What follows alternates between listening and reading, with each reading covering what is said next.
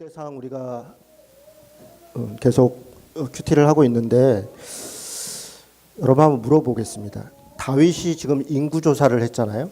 오늘 우리 본문에 이게 왜 죄가 되는 거예요? 지금 요압도 이게 이스라엘이 큰 범죄를 저질렀다 하나님 앞에, 그리고 다윗도 제가 정말 큰 범죄를 저질렀습니다 이렇게 이제 하나님 앞에 고백을 하는데, 인구를 조사하는 게 어떤 면에서는 왕의 책무일 수 있잖아요. 그러니까 인구를 조사하는 목적은 크게 보면 두 가지입니다. 하나는 당시에 여기도 지금 5절에도 써 있지만 칼을 뺀 자가 몇 명이다. 이건 무슨 얘기냐면 군사를 지금 확인해 보는 거예요. 그러니까 20세 이상의 군사를 나갈 수 있는 사람들이 몇 명인가. 그리고 또 하나는 이제 세금을 낼 사람들. 그러니까 당시에 이제 왕정 시대고 지금도 마찬가지죠.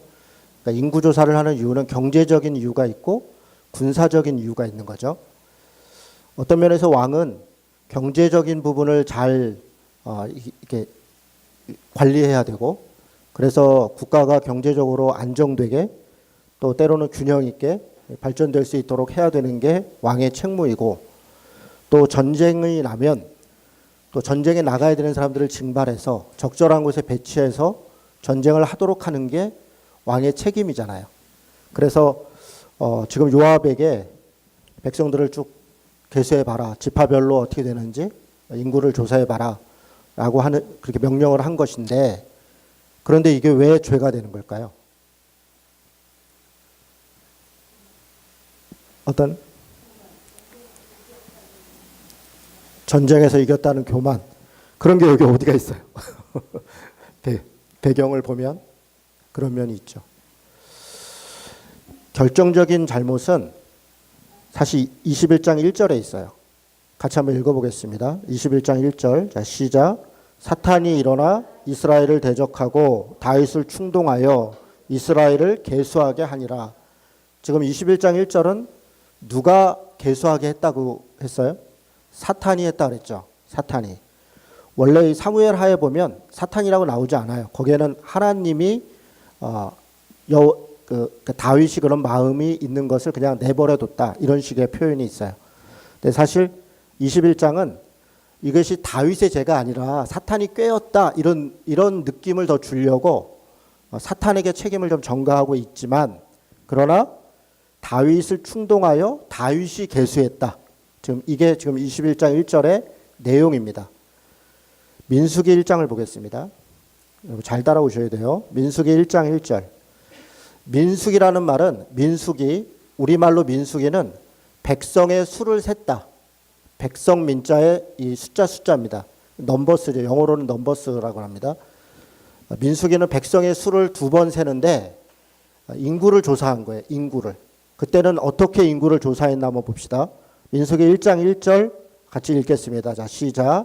이스라엘 자손이 애굽 땅에서 나온 후 둘째 달 첫째 날에 여호와께서 시내 광야 회막에서 모세에게 말씀하여 이르시되, 2절까지 너희는 이스라엘 자손의 모든 회중 각 남자의 수를 그들의 종족과 조상의 가문에 따라 그 명수대로 계수하라. 자, 누가 지금 숫자를 세도록, 인구를 조사하도록 시키고 있어요? 여호와께서. 민수기에는 2번 인구를 조사한 곳이 나오는데, 지금 민수기 1장 1절에 이렇게 계수하라 해서 지파별로 쭉 했더니 60만 3,550명이었더라. 뭐 이렇게 이제 결론이 나오는 거예요. 20살 이상의 남자들이 그런 숫자였더라, 이렇게 이야기합니다. 그리고 40년 후에 광야를 통과한 다음에 민수기 26장에 보면 하나님께서 다시 백성의 수를 세어라, 여호와께서 명령하여 이르시기를, 이러면서 다시 숫자를 셀 수 있도록 이야기를 합니다. 민수기에서 인구를 조사하는 주체는 여호와 하나님이에요. 수행은 누가 하냐면 모세가 합니다. 그러면 왕이, 아까 제가 서두에 뭐라고 말씀드렸냐면, 왕은 백성들의 숫자를 관리해서 경제적인 것들을 관리하고 군사적인 것들을 잘 배치하는 게 왕의 책임이라고 했어요. 제가 그렇게 말씀드렸죠. 그렇다면 민수기 입장에서 보면 왕이 지금 누구라는 거예요? 지금 누가 명령을 하고 있습니까?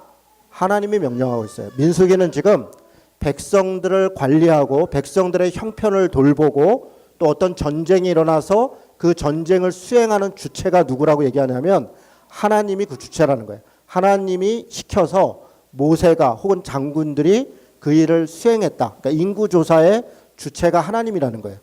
그리고 그 하나님이 왕이라는 거예요. 그것을 나타내는 것이 인구조사의 주체입니다. 그런데 오늘 우리가 읽은 역대상의 말씀은 누가 지금 주체가 되었냐면 사탄이 꿰어서 다윗이 요압에게 명령을 하고 있는 거예요.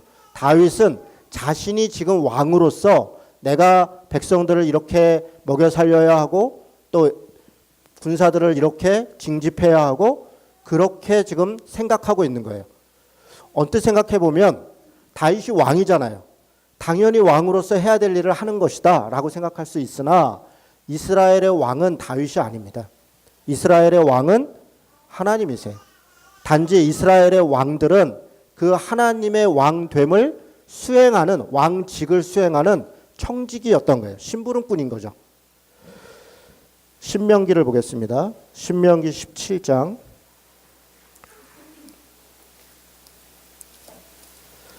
이스라엘의 왕을 세운 것은 17장입니다. 14절부터 볼 건데 이스라엘의 왕은 언제부터 등장하냐면 우리가 알다시피 사울 때부터 등장합니다. 사무엘에 의해서 사울이 왕이 되고 그 다음에 다윗이 왕이 됩니다. 그런데 그것보다 한 약 1000년 전에 신명기에서 하나님이 이스라엘 왕을 백성들이 원하면 지금 아까 제가 민수기에서 뭐라고 말씀드렸냐면 이스라엘의 왕은 하나님이라고 말씀드렸어요. 그런데 어느 순간에 이스라엘 사람들이 우리도 다른 나라들처럼 다른 국가들처럼 왕을 달라라고 요구하면 이렇게 왕을 선출해라. 그리고 그 왕은 이렇게 해야 된다라고 명령한 것이 미리 예고해 놓은 게 신명기 17장 14절부터입니다. 같이 보겠습니다.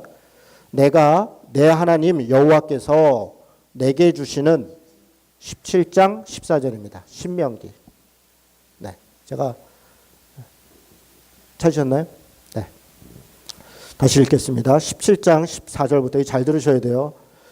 사실 이게 굉장히 헷갈리는 성경의 주제 중 하나예요. 그러니까 성전에 대해서도 마찬가지고 조금 이따 제가 성전 얘기도 할 텐데 왕에 대해서도 마찬가지예요.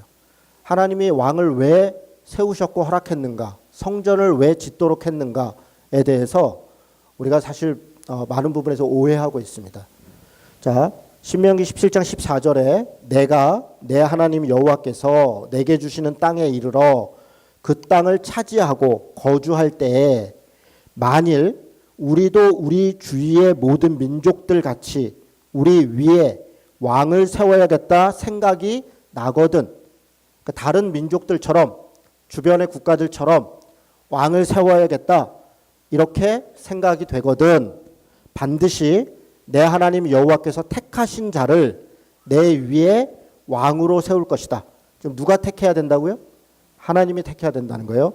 두 번째는 내 위에 왕을 세우려면 내 형제 중에서 한 사람을 할 것이요 내 형제 아닌 타국인을 내 위에 세우지 말 것이다. 지금 두 번째는 누구를 해야 된다는 거예요? 형제 중에서, 같은 민족 중에서, 그러니까 다른 사람을 중에서 하는 것이 아니라 이 말은 무슨 얘기냐면 다른 민족 사람이나 다른 국가 사람이 아무리 돈이 많고 능력이 많고 힘이 세도 그가 하나님을 믿는 자가 아니라면 하나님을 따르는 자가 아니라면 우리의 왕이 될 수 없다는 거예요. 이 말은 하나님이 왕을 지명해야 되고 하나님의 뜻을 따르는 사람이 왕이 돼야 된다. 일단 여기까지 지금 이야기를 한 거예요. 그 다음에 16절에 그는 그렇게 왕으로 선출된 자는 병마를 많이 두지 말 것이다. 병마는 뭐예요? 군사적 말이에요. 군사적 말. 그러니까 여러분 그 출애굽할 때 홍해까지 이집트 군사들이 전차를 타고 쫓아왔다 그러잖아요. 이집트는 전쟁을 통해서 국가를 유지했던 곳인데 전쟁의 힘이 어디서 나왔냐면 전차에서 나왔어요. 그 전차는 말이 아주 힘 있는 말들이 끌고 다니는 거였죠. 그래서 기동력이 있고 그 기동력을 통해서 전투력을 가지고 있었어요. 지금 뭐 현대로 얘기하면 탱크나 뭐 최첨단 헬기나 이런 것들이 있었다는 거죠. 전투용 어떤 무기들을 갖고 있었다는 거예요. 이 병마가 그런 겁니다.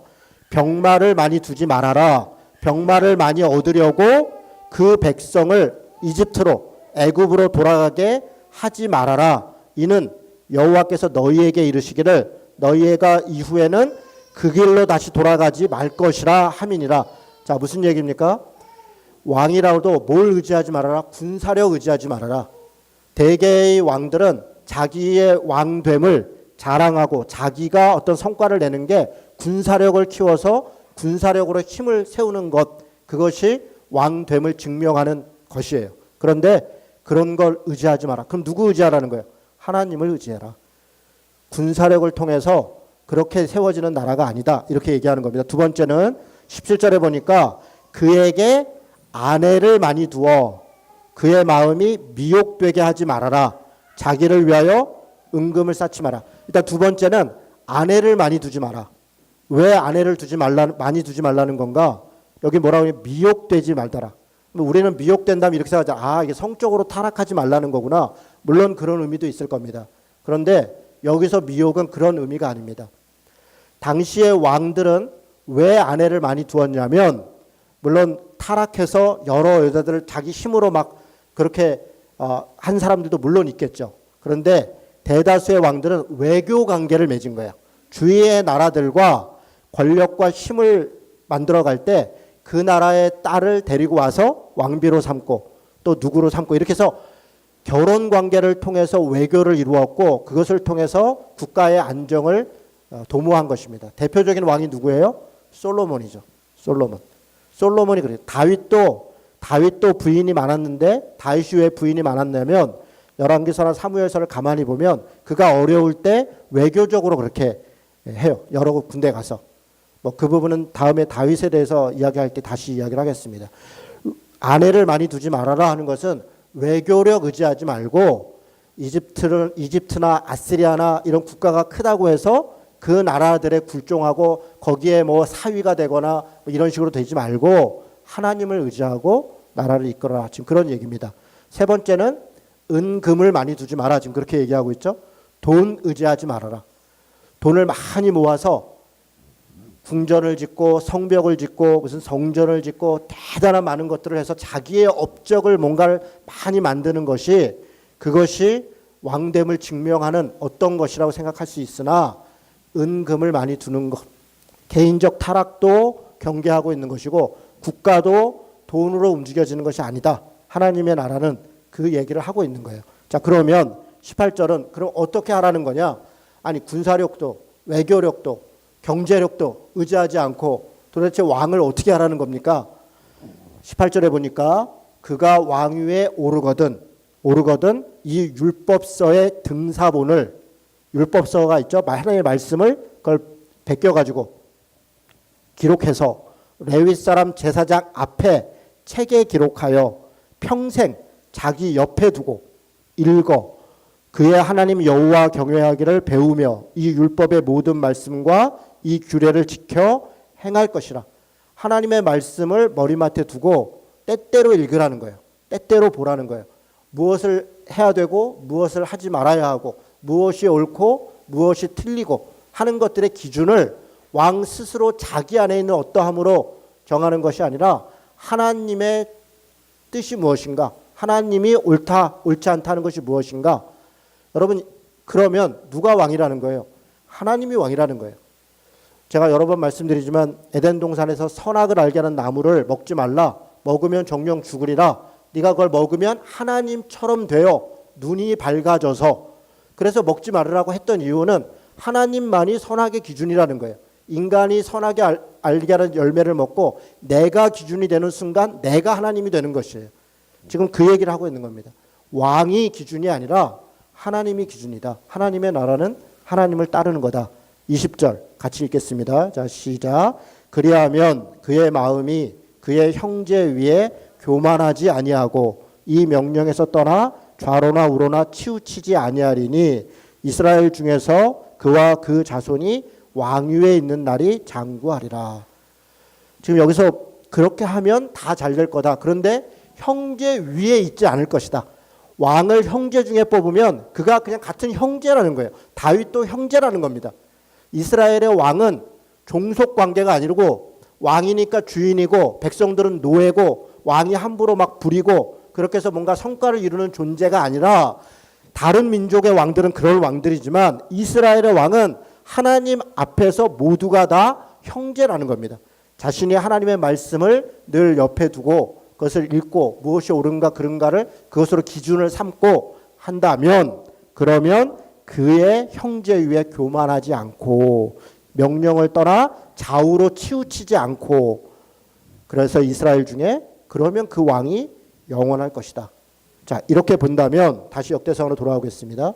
지금 다윗이 인구조사를 명령하고 요압이 지금 그거 그렇게 하면 안 됩니다. 지금 하나님 앞에서 이건 범죄하는 것입니다.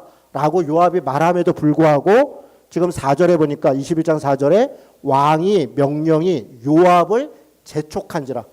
이 재촉하다는 것은 강압했다는 거예요. 너 명령 듣지 않으면 죽어. 그 자리 내놔야 돼. 여러분 이게 참 우리에게 무서운 거예요. 우리가 직장 생활을 하든 무엇을 하든 저도 군대에도 있었지만 명령을 듣지 않으면 너 죽어. 너 저 잘려. 사실 우리 모든 보통 평범한 사람들은 죄를 짓고 싶어 하지 않고 불의에 타협하고 싶지 않고 양심을 속이고 싶어 하지 않아요. 그런데 위에 있는 어떤 권력이 어떤 힘이 불의한 것을 명령하고 불의한 것을 요구하고 너 이거 듣지 않으면 잘려. 너 이거 듣지 않으면 죽여. 그런 것들의 억압, 그런 것들의 강압, 그것이 많은 사람들을 불의하게 만드는 거예요. 지금 다윗이 그렇게 하고 있는 것입니다. 지금 요압 장군이 바른 말씀을 간언하고 있음에도 불구하고 재촉하였다. 강압하였다. 강제하였다. 그래서 요압으로 하여금 동일한 죄를 짓게 하였다는 겁니다. 참 안타깝죠. 여러분 이 다윗이 왜 이렇게 됐을까요? 여러분 이 역대상을 계속 쭉 읽어왔던 사람들은 우리가 같이 읽어왔다면 21장의 다윗의 모습은 대단히 뜻밖이에요. 왜냐하면 18장부터 20장까지는 지금 다윗이 승승장구하는 장면들이 있어요.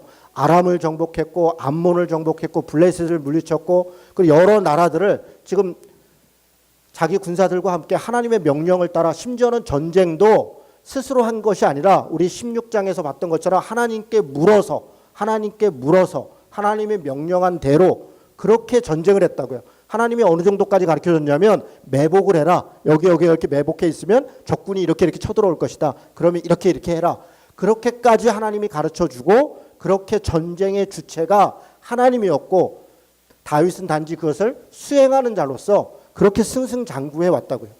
그랬던 다윗이 하나님의 명령을 따라 그렇게 자신의 왕직을 수행했던 다윗이 21장에 완전히 다른 사람처럼 이렇게 행동을 하고 있다고요. 여러분 18장 말고 15장서부터 보면 더 놀랍습니다. 15장에 보면 언약궤를 이스라엘로 모셔오는 다윗의 모습을 볼 수 있어요.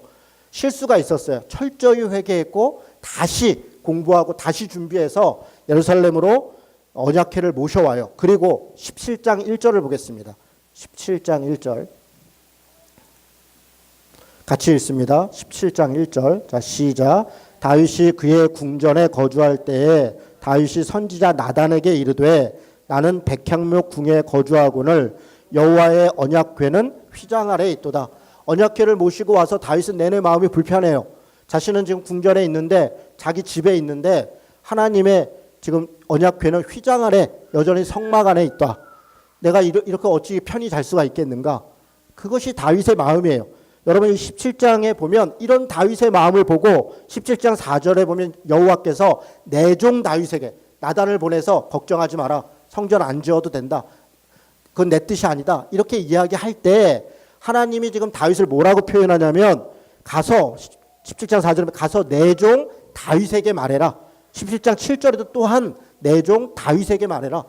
지금 하나님이 지금 다윗을 뭐라고 부르냐면 내 종이다. 내 일을 수행하고 있다. 네가 정말 잘하고 있다. 그렇게 두 번이나 이야기를 하고 있다고요. 다윗도 마찬가지입니다.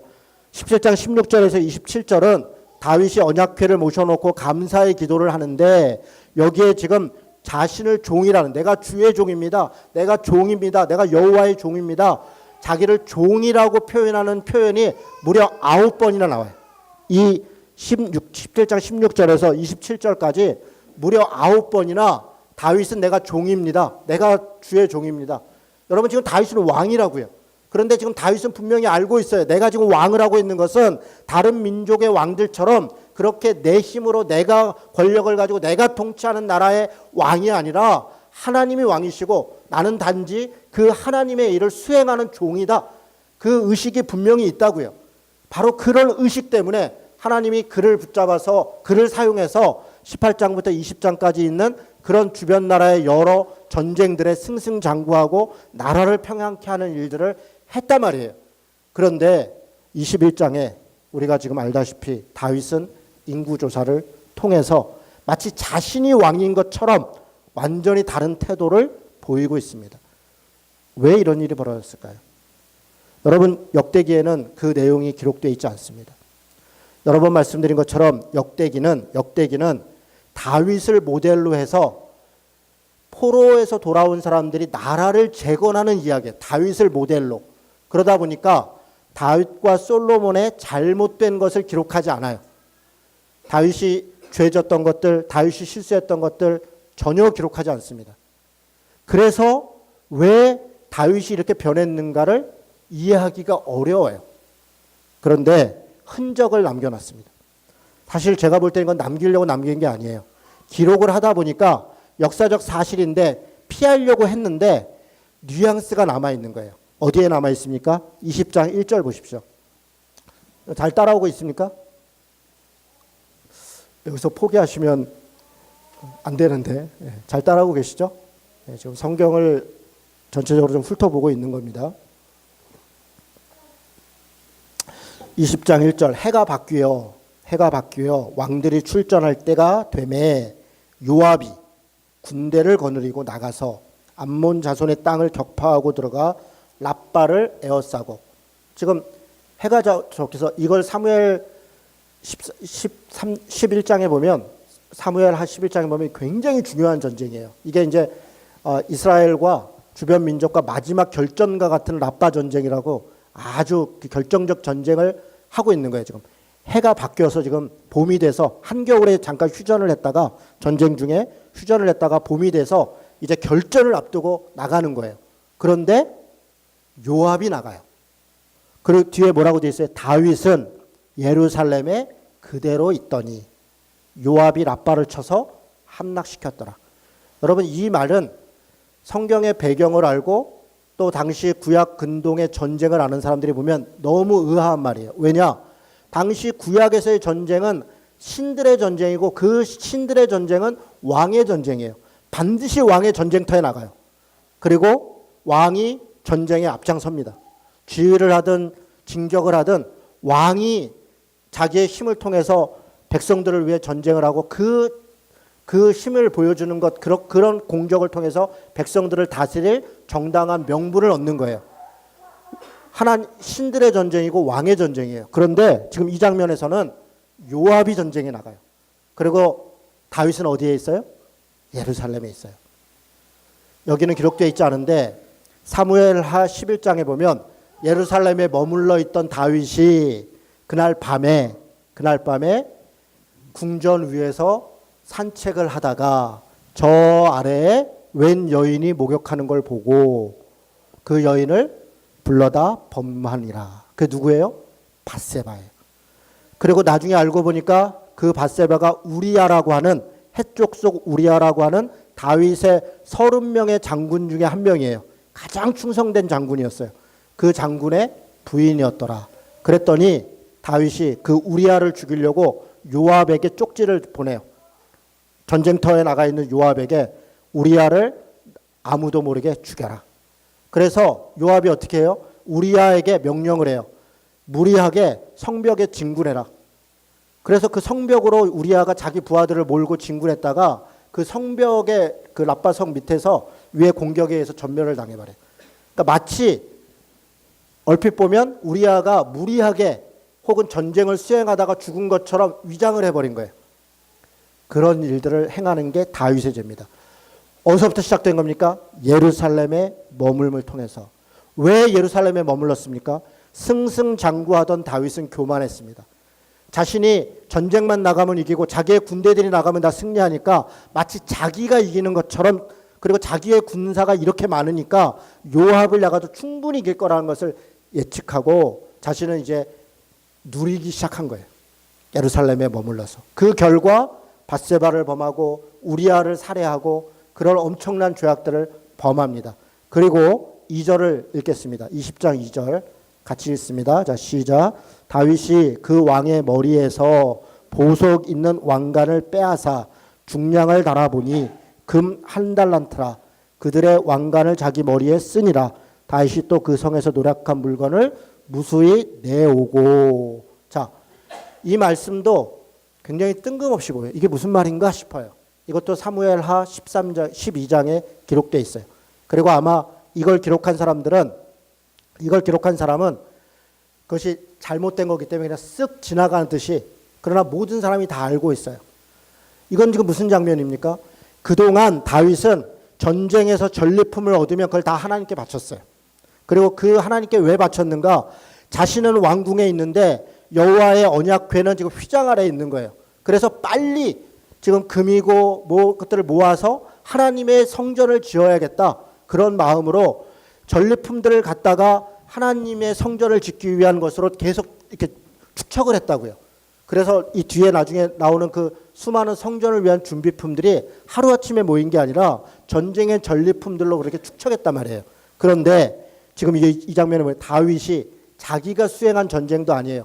요압이 지금 암몬 왕을 죽이고 이기고 암몬 왕을 끌고 왔어요. 그리고 전리품들을 가지고 왔어요. 근데 암몬 왕이 왕관을 가지고 있었어요.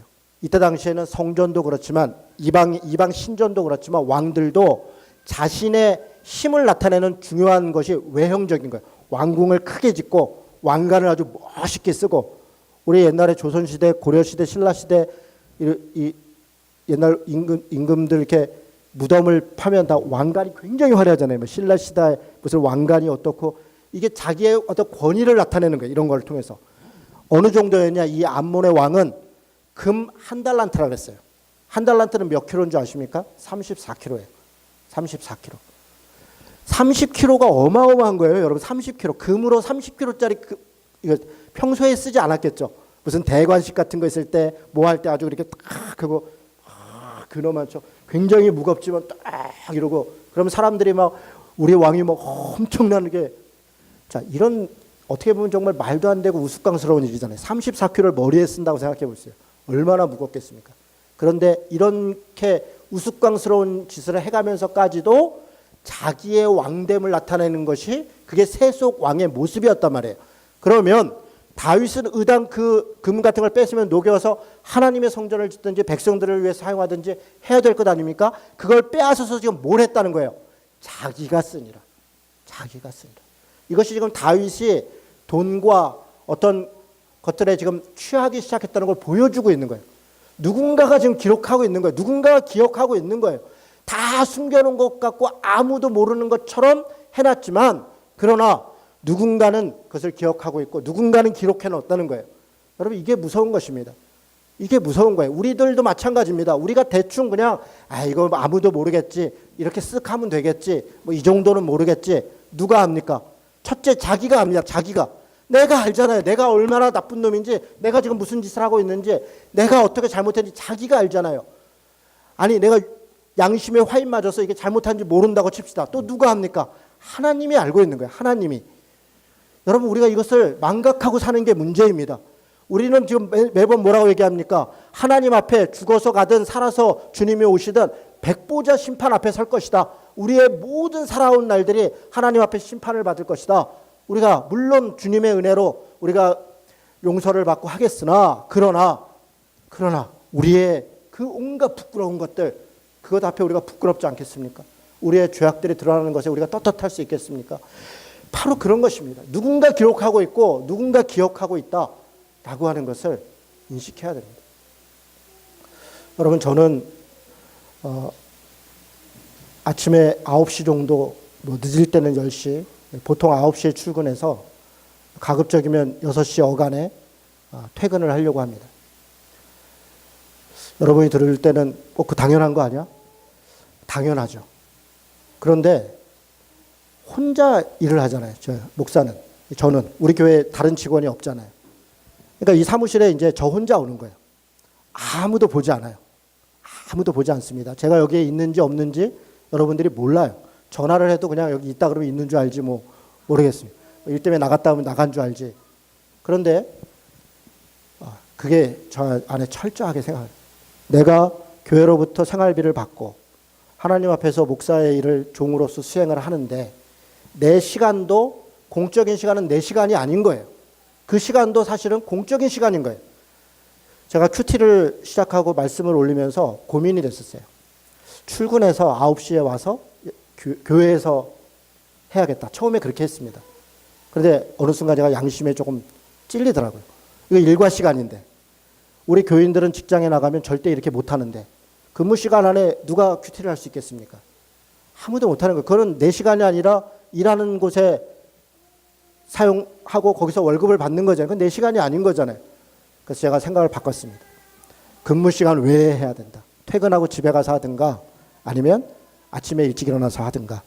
그래서 아침 5시 정도 일어나서 큐티를 하고 한 6시 반이나 7시쯤에 큐티를 올리는 거죠. 그리고 이제 준비하고 9시 출근하는 거예요. 그것은 누가 저한테 그렇게 강요하는 것은 아닙니다. 제가 이것을 여러분에게 자랑하려고 하는 얘기가 아니에요. 누군가가 나를 지켜보고 있고 내가 약속하고 있다 그러면 내 삶을 나 스스로 하나님 앞에서 다른 사람 앞에서가 아니라 하나님 앞에서 내가 정직하게 또 맡은 자로서 종된 사람으로서 성실하고 정확하게 살아가야 하는 것이 우리의 책임이라는 거예요. 저는 다윗이 어느 순간 그걸 잃어버렸다고 봅니다. 다윗을 지금 이야기할 때 18장 19장에 보면 공평과 정의로 다스렸다 이런 말이 있어요. 그런데 사무엘 하에 보면 다윗이 말년에 어떤 일이 벌어지면 그가 게으르기 시작해요. 집에서 나오질 않아요. 그래서 오죽하면 다른 여인을 불러주고 압살롬이 반역을 하는데 이 밧세바의 사건 이후에 반역을 하는데 압살롬이 어떻게 기회를 얻는지 아세요? 압살롬이요. 성전 앞에 가서 딱 문 앞에 있어요. 그러다가 사람들이 오는데 다윗을 찾아가는데 다윗이 만나주질 않아요. 만나주지 않을 뻔해 부하들도 그 억울함을 아무도 해소하지 않아요. 그러니까 압살롬이 기다렸다가 여보셔 어디 갔다 오세요? 아 다윗 지금 갔는데 뭐 바쁘다네요. 못 만난다네요. 무슨 일이 있어서 왔냐? 그랬더니 내가 이런 억울한 일이 있었고 이런 일이 있었다. 그랬더니 압살롬이 그를 데려다가 억울함을 풀어줘요. 하나님의 말씀에 의하면 이래가면서 다 풀어줘요. 그렇게 5년을 해요. 그렇게 5년을 하니까 사람들이 압살롬을 지지하기 시작해요. 그래서 반역이 일어난 거예요. 압살롬이 물론 나쁜 놈이었지만 다윗의 불성실함, 하나님 앞에서 자신의 책무를 소홀히 하고 백성들을 돌보고 그를 도와야 되고 그들의 억울함들을 지켜야 되고 해야 될 일들을 게을리할 때 누군가가 그 틈을 타고 들어가서 사람들의 마음을 훔쳤다고요. 사람들의 마음을 훔쳤다고요. 그래서 압살롬이 반역을 일으키고 다윗은 정말 눈물을 흘리면서 그렇게 산으로 도망을 가고 나중에 여차저차 다시 돌아오게 됐지만 그런 일이 벌어졌어요. 이 모든 것이 다윗의 어디로부터 온 거죠? 교만으로부터 온 거예요. 이 정도면 됐지. 내가 이렇게 했지. 내가 이렇게 나라도 세웠고 백성도 세웠고 행정도 세웠고 내가 이 정도면 누릴만 하지. 여기서부터 문제예요. 여기서부터 사탄이 틈을 타요. 포도원을 허는 여우들이 우리의 틈을 타는 것이에요. 우리도 마찬가지예요. 평생 신앙생활을 했어요. 그런데 어느 순간 내가 이 정도 신앙생활 했으면 됐지. 아유 말씀은 뭐 평생 공부했으면 됐지 뭘 또 공부해. 전도는 뭐 그런 거 뭐 예배야 뭐 뻔하고 뭐 그런 거지. 봉사야 뭐 그런 거지. 아유 전도 섬김이야 뭐 신방이야 뭐 맨날 드린 거. 아 수요 예배 뭐 평생 했는데 뭘 또 해. 우리 안에 그런 것들이 교만함이 어느 순간 우리 안에 가득해서 우리가 신앙생활하는 것을 번거롭게 여기더라. 마치 성전 안에 제사 드리고 뭔가 하는 것을 번거롭게 여기고 그냥 아예 돈이나 많이 내면 되고 그러면 됐지. 내가 뭘 거기 가서 해. 그들의 성전의 부패가 번거롭게 여기고 하나님을 귀찮게 여기고 당신은 그냥 주실 것만 주세요. 어차피 구원 받을 거. 이런 식의 것이 우리의 타락이란 말이에요. 그것이 어디서부터 왔다는 것입니까? 평소에 우리의 부패함들, 나태함들, 교만함들에서부터 왔다는 것입니다. 여러분 우리 각자의 삶들 한번 돌아보십시오. 우리가 얼마나 하나님 앞에 정직하게 바르게 철저하게 정말 처절하게 어떤 면에서 간절하게 그렇게 우리가 하나님 앞에 살고 있는가? 내 삶에 대하여 최선을 다하고 있는가? 여러분 우리의 아이들이 우리를 보고 있는 것이 누가 그렇게 얘기하잖아요. 자녀들은 부모의 등을 보고 자란다고. 그렇습니다. 그렇습니다. 내가 살아온 삶의 모습을 누군가가 보고 있는 거예요. 내가 보고 있고 하나님이 보고 있고 그리고 누군가가 나를 보고 있는 것이에요. 여러분, 우리가 나만 할 거야, 모를 거야, 그때 조심해야 돼요. 남들이 다 할 때 누구도 죄 짓지 않습니다. 누구나 다 할 때는 누구나 다 잘하는 것입니다. 보이는데 누구 잘하는지 아는 사람이 누가 있겠습니까? 정말 중요한 것은 정말 작은 차이는 보지 않을 때 나타나는 것이에요. 아무도 없을 때 그 작은 차이가 그 사람의 인생을 좌우하는 것이고 그들의 영혼을 좌우하는 것이에요. 여러분, 물론 공부하다 보면 어떤 친구들은 정말 노는 것 같은데 잘하는 애들이 있어요. 근데 그런 애들 중에 정말 공부 머리가 있는 애들이 있어요. 공부가 성실히 한다고만 잘 되는 게 아니에요. 우리가 그걸 다 알죠. 어떤 아이들은 아무리 열심히 해도 공부 머리가 안 되는 아이가 있습니다. 그건 다른 은사가 있을 거예요, 아마. 공부는 정말 이렇게 공부 머리가 있는 아이들이 있어요. 다 분야별로 있겠죠. 그런데 똑같이 공부 머리가 있는데 어떤 아이가 특별히 더 다른 아이들이 있어요. 왜 그렇습니까? 보이지 않는 것이 다른 것이에요. 보이지 않는 데서. 그걸 몰라요. 아이들은 모르죠. 학생들은 모르죠. 인생을 산 사람들은 아는 것이에요. 그가 왜 다른가를 아는 것이에요. 그가 보이지 않을 때 어떻게 살아가고 있는가, 그가 어떻게 그 삶을 살고 있는가가 공부뿐 아니라 모든 인생에서 다 마찬가지입니다. 여러분, 저는 백종원의 골목식당을 거의 빠지지 않고 봅니다. 그 푸드트럭 할 때부터 봤습니다. 보면서 이렇게 생각합니다. 저한테 적용하는 거예요. 그 자영업하는 사람들이 내 모습인 거예요. 여러분, 카메라를 들이대 보니까 정말 디테일들이 보이잖아요. 자기도 몰랐던 거예요. 주인인 자기는 그냥 하던 대로 했던 거예요. 그런데 카메라를 놓고 자기의 모습을 보니까 자기가 얼마나 불성실했는지, 얼마나 작은 것을 소홀히 했는지. 실력이 부족하다, 물론 그건 도와줄 수 있어요. 음식을 잘 못 만들거나 경영을 잘 못하는 것은 도와줄 수 있어요. 그거 도와주려고 그런 프로그램을 하는 거죠. 문제는 기본이 안 되는 거예요. 청소를 하지 않아요. 게을러요. 뭔가를 연구하고 노력하지 않아요. 사람을 대하는 걸 우습게 여겨요. 손님이 오는 걸 귀하게 여기지 않아요. 그런 작은 차이들이 있다고요. 표정 하나에서, 말투 하나에서, 행하는 자세 하나에서 열정을 가지고 자기를 사랑하는 사람은 보이지 않는 곳에서도 뭔가를 하고 있어요. 사람이 없다고 늘어져 있지 않아요. 청소라도 하고 창문이라도 닦고 밖에 나가서 문이라도 열고 환기라도 시키고 테이블이라도 닦고 있더라고요. 그거 우리가 보잖아요. 그런 걸 보면서 우리 자신을 돌아봐야 돼요. 우리는 도대체 어떻게 살고 있는가? 다윗이 이렇게 부패했다. 그렇습니다. 왜? 그가 왜 교만했고 부족해서 그런 게 실력이 있기 때문에. 다윗은 실력이 있는 사람이에요. 굉장한 실력이 있어요. 지혜도 있고 실력도 있고 역량도 있고. 그래서 문제예요. 오히려 부족한 사람은 하나님께 더 매달려요. 내가 부족하니까, 내가 지혜가 없으니까, 내가 실력이 없으니까 하나님 나를 도와주세요. 나와 함께 해주세요. 나를 좀 알려주세요. 좋은 사람을 좀 붙여주세요. 그렇게 기도하고 그런 사람들을 귀하게 여기고 내게 주어진 일들이 얼마나 소중한 것인지 안단 말이에요. 그런데 실력이 있는 사람들은, 능력이 있는 사람들은 이거 다 내 실력으로 한 거니까, 내 실력으로 한 거니까 거기서부터 교만해지기 시작합니다. 나. 주의 종 하던 다윗이 어느 순간 언어가 바뀌어요. 내가 이렇게 바뀝니다. 그런데 왜 하나님은 끝까지 다윗을 사용하셨는가? 왜 신약성경에서는 다윗이야말로 그 시대에 가장 믿음이 있고 하나님 앞에 완전한 자였다 이렇게 고백하는가? 그가 죄가 없어서가 아니에요. 죄를 졌어요.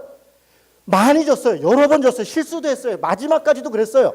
그런데 다윗이 훌륭한 점은 어떤 것입니까? 바로 이 뒤에 나오는 거예요.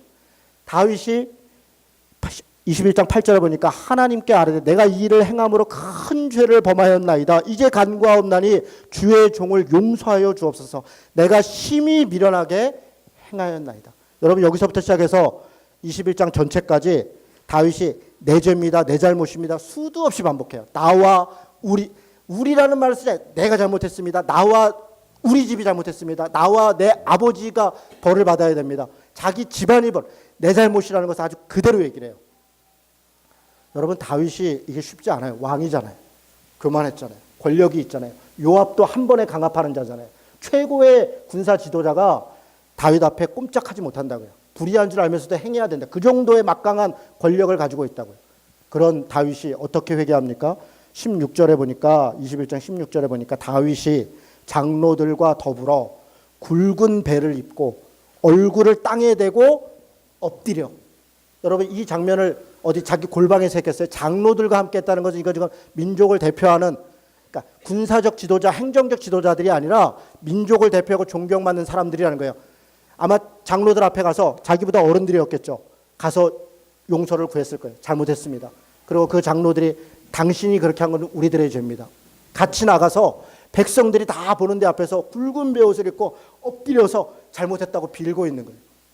여러분 이게 쉽습니까? 이게 쉽지 않아요. 어느 정도 위치에 있는 사람들이 자기보다 낫다고 생각하는 사람들, 자기를 존경한다고 하는 사람들, 자기를 따른다고 하는 사람들 앞에서 고개를 숙이고 정말 잘못했습니다. 눈물을 흘리고, 이게 쉽지 않습니다.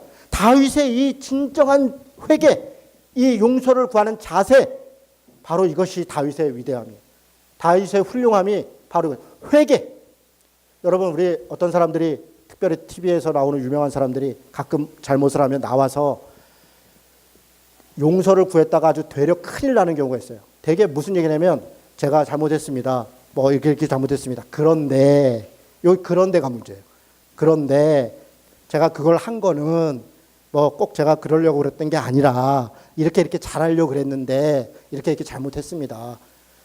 문제는 그런데가 문제예요. 잘못했으면 잘못한 거예요. 잘못했습니다. 내가 실수했습니다. 제가 부족했습니다. 죄송합니다. 용서해 주십시오. 끝. 용서는 구원은 그렇게 구해요. 내가 이거 잘못했습니다. 이거 잘못했습니다. 죄송합니다.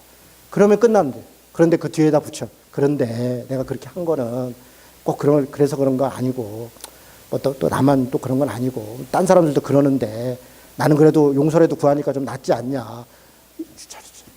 다윗은 그런 게 없어요.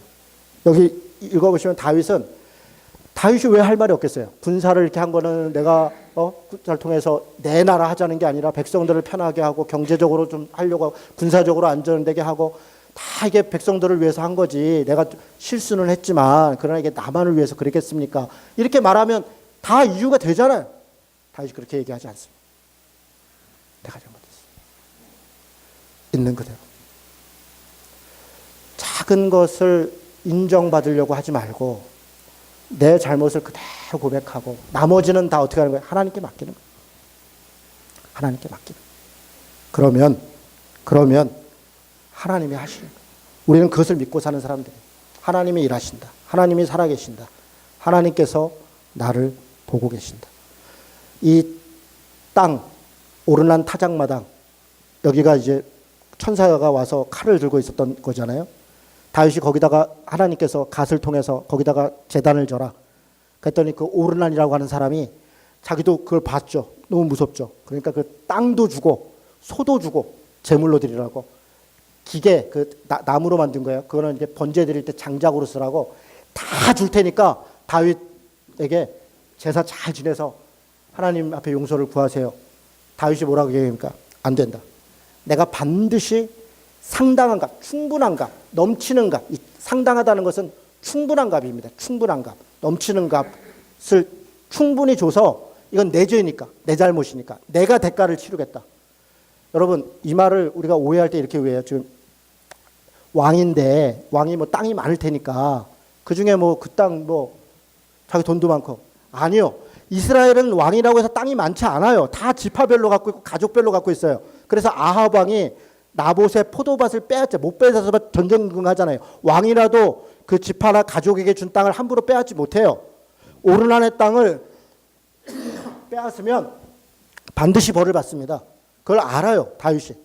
돈을 주고 사야 돼. 대가를 주고 사야 돼요. 다윗은 자기가 산 땅을 나중에 어떻게 합니까? 솔로몬이 여기다 성전을 져요. 자기가 산 땅을 대가를 치러요. 그러니까 이 솔로몬의 성전을 준비하는 그 땅으로 사용을 해요. 이게 다윗의 헌신이에요. 대가를 치르는 거예요. 자기의 잘못에 대해서 자기의 대가를 치르는 거. 이것이 다윗의 회개의 자세입니다. 말씀을 정리하겠습니다. 사랑하는 성도 여러분, 우리가 이 정도는 됐다. 이 정도면 나 괜찮다. 물론 그럴 수 있습니다. 그리고 우리가 그렇게 살아온 것이 참 감사하죠. 하나님께서 우리를 지켜주셨고 우리를 가르쳐 주셨고 그리고 우리도 하나님 앞에 최선을 다해서 부끄럽지 않게 살려고 애를 써서 지금 우리가 이 자리에 있어요. 그러나 여전히 우리가 죄인이라는 것을 잊지 말아야 합니다.